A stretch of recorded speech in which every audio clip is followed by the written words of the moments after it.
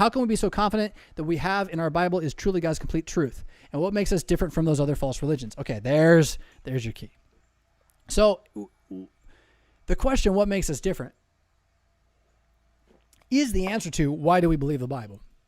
But they're not the same question. And what makes us different is bigger than why we believe the Bible. Or it's a wider area in which why we believe the Bible should be just kind of obvious. It's like, why would you not? And so this is a different question. What makes us different from other false religions? Ready for it? He is risen. You are paid for. That makes you immortal now. He won't be long anyway.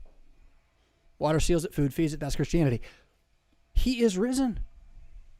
You show me the other religion with the God who's done anything like unto what Jesus has done in any way, shape, or form, and I'll admit that you have a game and that Jesus will crush it eventually, and I just don't see how weak your game is. But the fact is, dude's got a game and then some, right? He's going to stand by what he claimed. And the evidence of this across all worlds is that when we tore down the temple that God had built for himself in our midst, Emmanuel, we tore down the temple of heavenly glory in fleshly form. He did not stay dead. That's it. That's it. If you got that, no other religion got that. And now everything Christianity says, everything, I shouldn't say it that way, everything Jesus says, he walks out of the tomb. I am your Lord. I'm the King of Kings and Lord of Lords. Death and Hades have been given to me, and I have the keys. Here are the keys. Get washed, eat and drink. Trust, believe. Truly, you will suffer, but I return soon. See you later.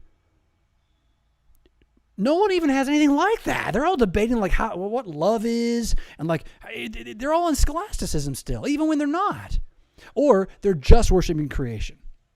Now, all other worship's worshiping creation in some way. Right? It takes the made thing and it tries to make the made thing replace, the unseen reality. Well, Christ is the unseen reality who has come into the made things, taken it into himself as a whole because he's the head, and then purged it, cleaned it, purified it in himself again, in that death, resurrection, cross, payment, all that, son to darkness, all this stuff. And now he goes to prepare a place for us. What does that mean? It means that we're immortal now so far as we're in him. Whatever's going to burn away is going to burn away, and whatever comes next is going to be so much more awesome. It's like 100-fold return on your investment. Except it's not an investment, it's what you lose in this life. You're going to lose this life. You're going to find that one. How does that happen? You're going to have bad things happen now, and you're going to read the Psalms and know Jesus is coming back. Boom. It's not rocket science. It really isn't. It's simple tactical realities from Jesus delivered to you, yeah? Oh my goodness. So. What makes us different from false religions? Jesus. Yeah, but they have a God too. Nah, they don't have a man. Or they don't have a man. They have a man, they got Buddha. Well, then they don't have a God. It's pretty straight up. Trinity, the Trinity also could just be your answer to this question. Like, what makes us different? The Trinity. Like, we believe God's incomprehensible, and he's yet revealed his incomprehensibility to us in something that you can do as math until it doesn't make sense because it's incomprehensible, and that you keep thinking it should make sense. And that's the thing about the revelation, is that it does make sense, just not to you because you're a human. We are on offense because he is on offense, because he offended the world and we killed him. And then he offended the grave by walking back out of it. He didn't stay in the belly of the fish. Yeah. And so now to see the grave as something you fear, that's an offense. That's an offense, right? Rather than do that, defend yourself against the lies and then go on offense with his offense, which again is the promise that his word shall not return to him void. God is not the God that we can reason to. He's the God that we cannot reason without. I don't know the name reference there, but I would agree with that statement in that attempting to worship a false God, which is attempting to reason without God, right? Epistemology is idolatry. Attempting to worship a false God will drive you insane.